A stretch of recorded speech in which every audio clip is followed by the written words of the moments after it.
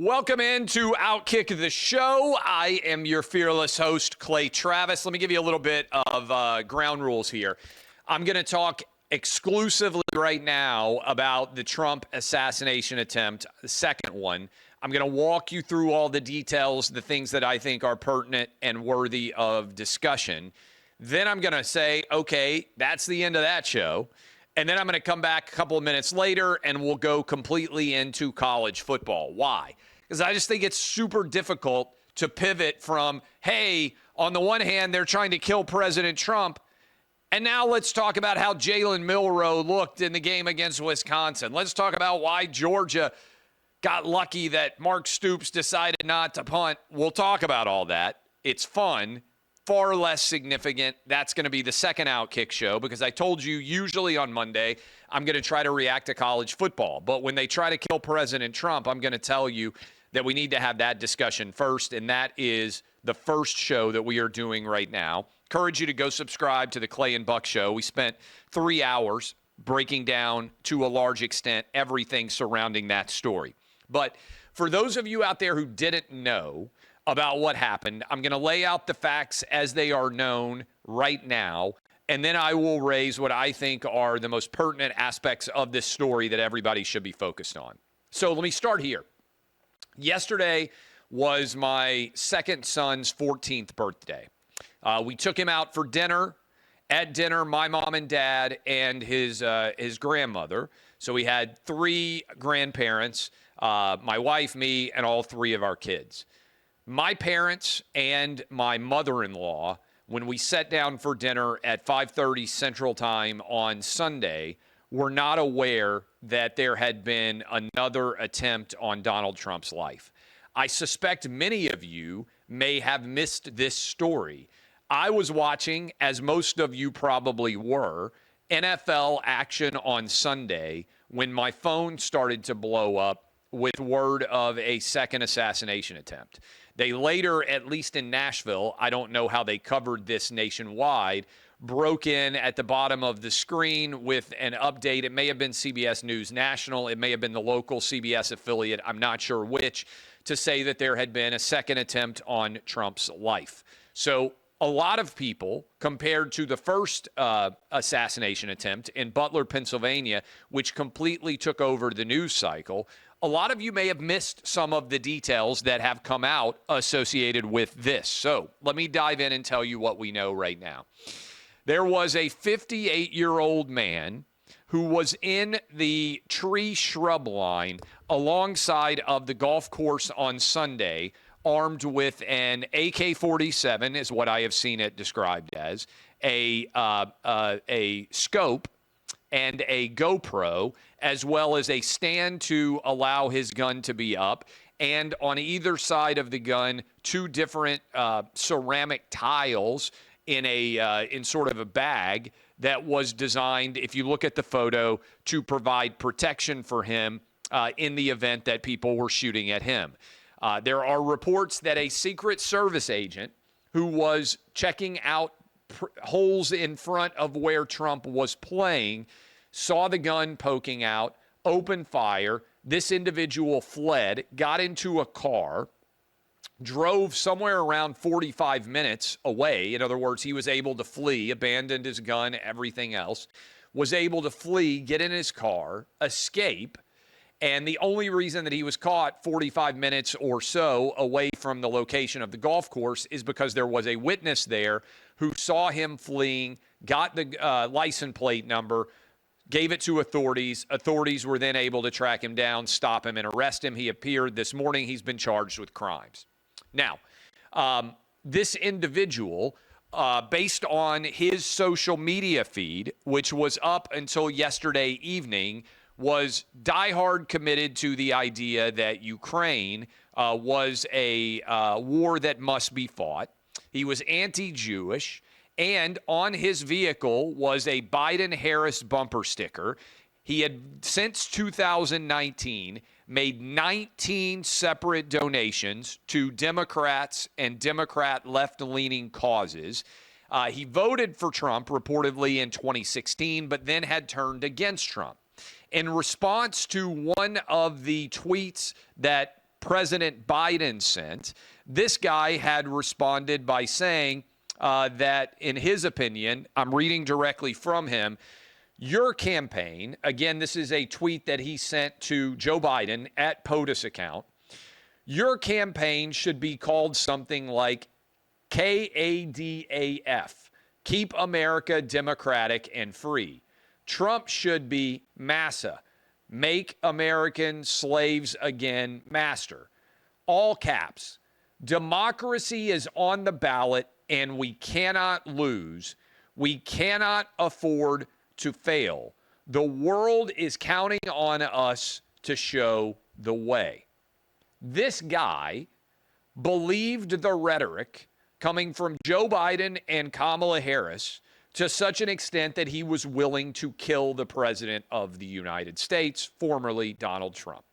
Again, democracy, all caps, is on the ballot, and we cannot lose. We cannot afford to fail. The world is counting on us to show the way. Now, this is super important.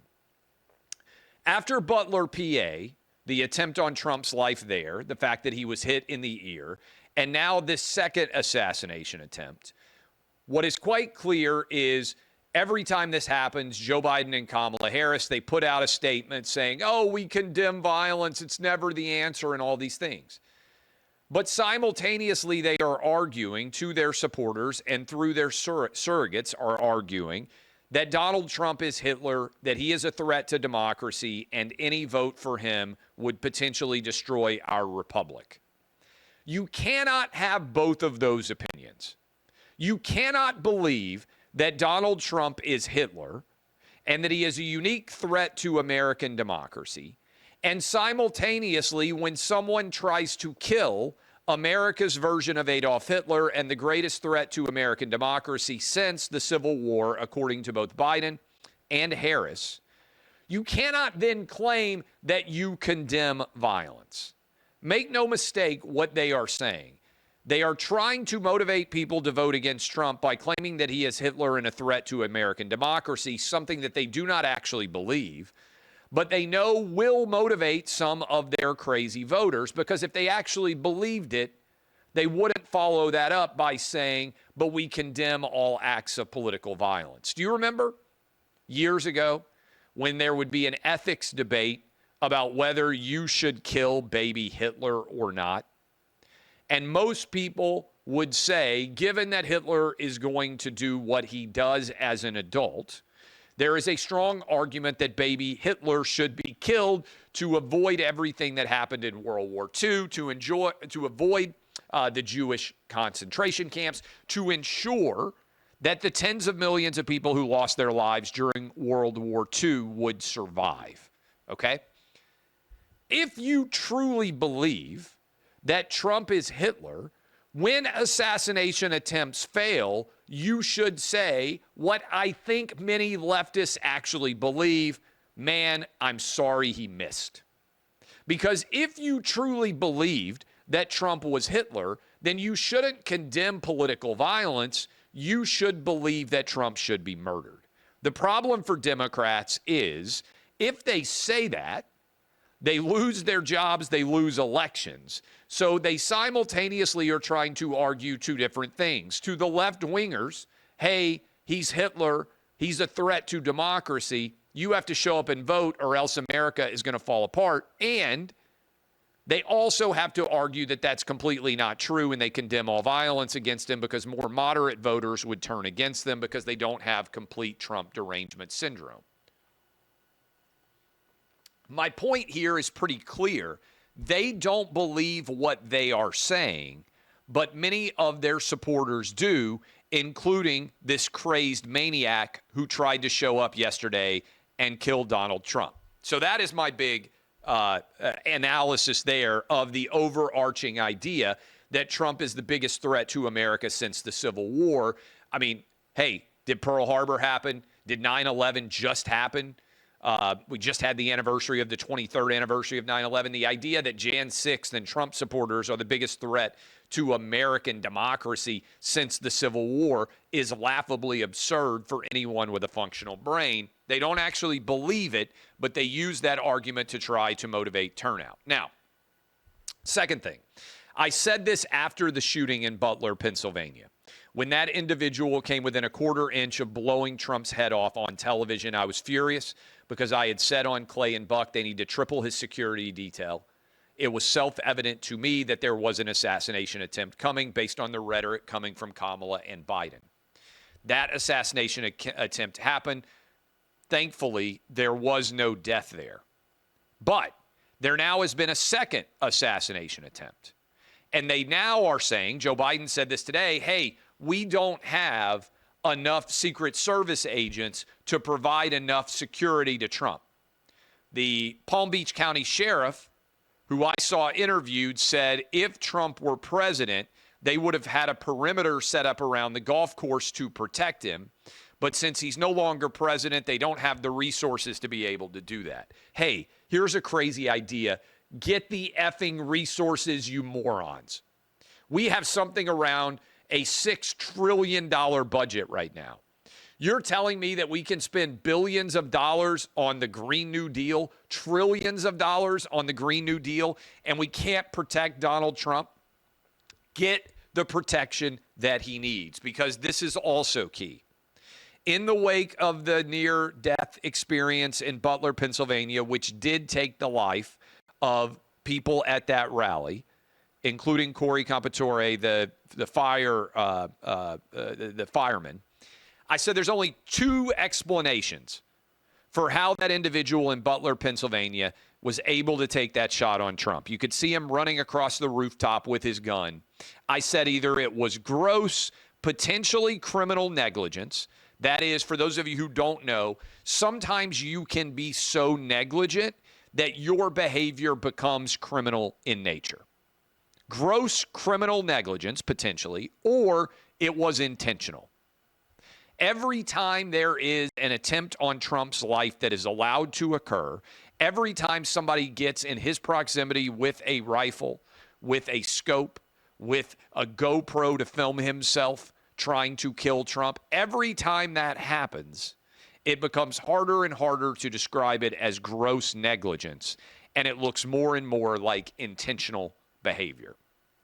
Second time, first time is indefensible. Second time is something beyond indefensible. It starts to look potentially intentional to leave him open to attack. This is important. Big takeaway as well. In the wake of the July 13th assassination attempt, there was no question of Kamala Harris about that assassination attempt and whether her rhetoric might have in any way motivated it. There was, however, on the ABC News debate, a question about January 6th for Donald Trump. The left-wing media has spent more time talking about January 6th for 4 years than they have an actual assassination attempt on Trump, and now a second assassination attempt on Trump. I just want you to think about what our national conversation would be if someone had tried to kill Barack Obama, had clipped his ear at a rally, and then a second assassin had shown up, motivated in some way by the rhetoric of the Republican Party. We would have a national conversation about how racist this country was, about how unacceptable this behavior was, and they would talk about it for years because they control the levers to a large extent of the discourse in this country. Many newspapers and news organizations are already hiding stories of the second assassination attempt and are claiming that it's impossible to know what the motivation of this would-be assassin might be. Hello, he's got a Biden-Harris bumper sticker on his truck. He showed up and hid out potentially for 12 hours in a tree line with the goal being to film himself killing Donald Trump. He said that democracy was at stake in response to Joe Biden's tweets. It could not be any clearer what the motivation of this second would-be assassin is, yet they're already trying to say, hey, it's unclear what the motive might have been. I would suggest to you that if Barack Obama or Kamala Harris or Joe Biden had been the victim of two near assassinations, two assassination attempts in the space of 65 days, that it would not immediately be hidden out there, especially if the person who was involved on the second one had made 19 donations to the Republican Party and echoed the rhetoric of Donald Trump or any other MAGA Republican. What is the media saying? I have grabbed several different stories, including one that was written about me. This is from the Cincinnati Enquirer. It was published today. There is no place in politics for violence. That said, the former president, Donald Trump, brings a lot of this stuff on himself. Opinion piece from the Cincinnati Enquirer shared on social media today. There's no place in politics for violence. That said, the former president, Donald Trump, brings a lot of this stuff on himself.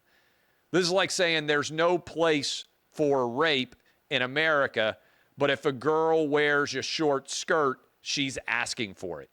You are blaming the victim. This is what the left is trying to do in America to Donald Trump. That's the Cincinnati Enquirer. Politico. Republicans outraged over possible assassination attempt.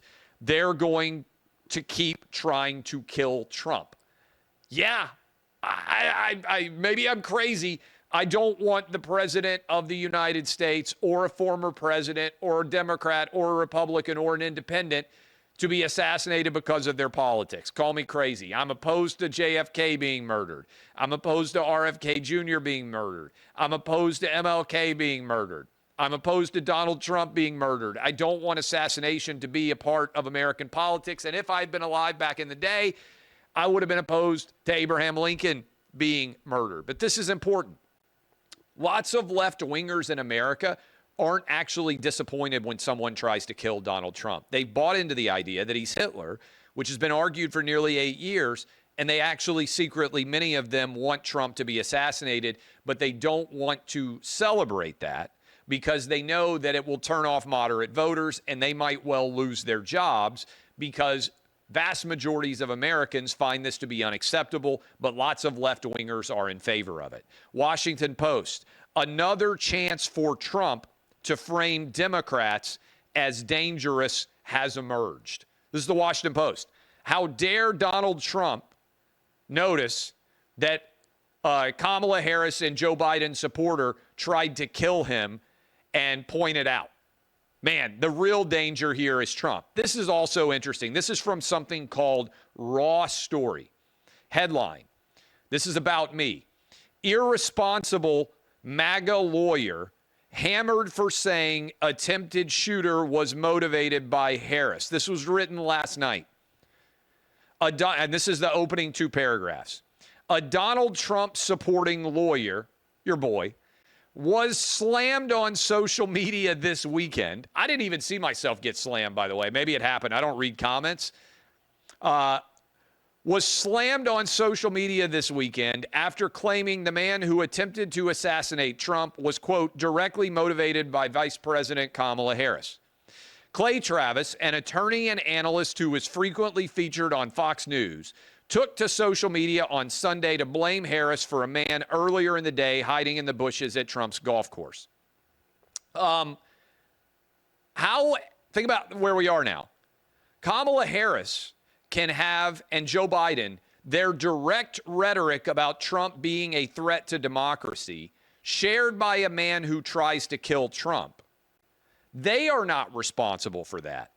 But I am responsible for pointing out that the man who tried to kill Trump directly cited their rhetoric as a social media, and that it's not crazy to think that he was motivated by that in order to attempt the murder. Think about orders of magnitude here. I didn't say it. I said that what they said was directly related, in my opinion, to the motives of this guy. So what they said doesn't matter, but what I said they said is worthy of having an article written about it because it's considered to be so unacceptable. Again, the headline, it's irresponsible of me to share what they said, and suggest that what they said might have in some way motivated the person who did this attempted assassination. Think about how crazy that is. I'm responsible for talking about what they said. We're in order of remove. I'm not even saying, they're saying I'm responsible for noticing what they said and that it's irresponsible of me. And here, by the way, let me read you exactly what I said yesterday. And by the way, Trump has said the same thing. The rhetoric lies as exemplified by the false statements made by Comrade Kamala Harris are designed to inflict damage on me, basically. That's what Trump said. I said, and I do think it's interesting. The man who tried to kill Trump today tweeted, "Democracy was on the ballot and we can't afford to fail." Then he tried to kill Trump. Remember, he said this in response to Joe Biden. He was directly motivated by the claims of Joe Biden and Kamala Harris to kill Trump. I don't even see that as remotely a controversial opinion. If someone had said Kamala Harris is a direct threat to democracy in response to a Donald Trump tweet, and then had tried to kill Kamala Harris, do you think left-wing media would be calling out people who pointed out that tweet and saying it's irresponsible? I just think it's crazy. Now, think about where we are. They are trying to bankrupt Trump, imprison him for life, and kill him right now. We've never seen anything like this in the history of my life in America. Also, and I don't know why I'm the only person who has called out this now twice, the FBI raided Mar-a-Lago and collected evidence designed to put Donald Trump in prison for the rest of his life. They are the apparatus of Joe Biden and Kamala Harris's Department of Justice conducting investigations of their political enemies. Now, we're supposed to believe that they can safely and independently investigate what happened in Butler, Pennsylvania, and what happened here as a part of double assassinations? Since I am a MAGA lawyer, let me actually take you into the concept of conflict. Lawyers can't represent two different sides of an issue. We get conflicted out. Think about this. No lawyer in America could be simultaneously trying to put Donald Trump in prison for the rest of his life as a prosecutor in the Mar-a-Lago classified documents case, in the Jan 6 case, in any of those federal cases that the FBI is involved in. No lawyer could be on put Trump in prison for the rest of his life, and no lawyer could simultaneously be investigating a criminal accusation and representing Trump on the other side. First of all, no one would hire that lawyer to represent them, but this wouldn't even be a conflict that could be waived. It would be a direct violation of legal ethics.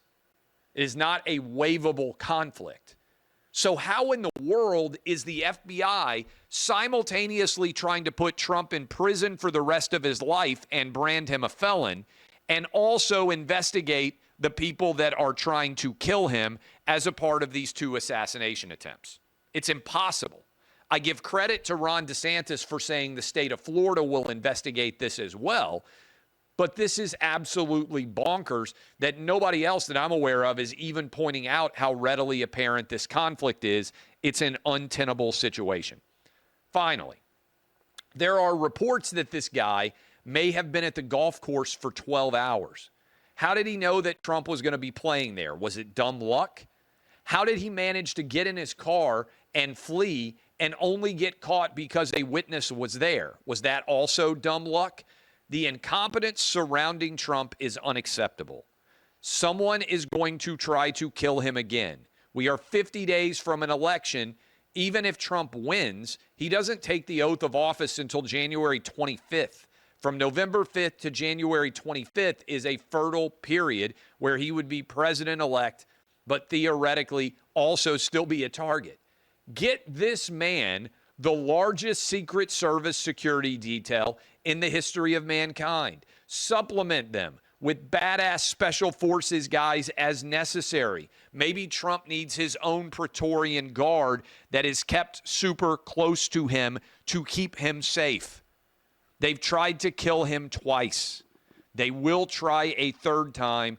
It is a certainty.